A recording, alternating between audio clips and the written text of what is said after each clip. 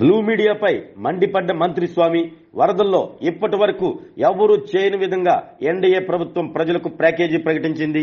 Blue media అపోహలు సరికావు. ప్రతిపక్షం కనీసం ఆదుకున్న పరిస్థితులు ఎక్కడా లేవు. బ్యారేజీ కూల్చే ప్రయత్నం మాత్రం చేశారు. సంప్రదాయాలు ప్రతి ఒక్కరూ పాటిస్తే మంచిది అన్నారు. వరదల్లో గతంలో ఎవరూ చేయని విధంగా ఒక మనసున్న ప్రభుత్వం ఎన్డీఏ ప్రభుత్వం, తెలుగుదేశం, జనసేన, బీజేపీ ప్రభుత్వం, చంద్రబాబు నాయుడు ముఖ్యమంత్రి ఈ ప్రభుత్వం మొట్టమొదటిసారిగా మంచి ప్యాకేజీ ఇచ్చింది. అక్కడ ఉన్న ప్రాంతంలో అందరూ కూడా సంతోషంగా ఉన్నారు. కొంతమంది ఏదో బ్లూ మీడియా కానీ ఇట్లాంటి ఏదో వాళ్ళకి లేదు వీళ్ళకి లేదు అని చెప్పేసి అపోహలు ప్రచారం చేస్తున్నారు. మేము ఎన్యూమరేషన్ చేసాం. ఏ ఒక్క వ్యక్తికి ఎటువంటి రాజకీయాలకు అతీతంగా, ఎందుకంటే ఆ ప్రాంతంలో మేము కూడా సేవలు అందించాం.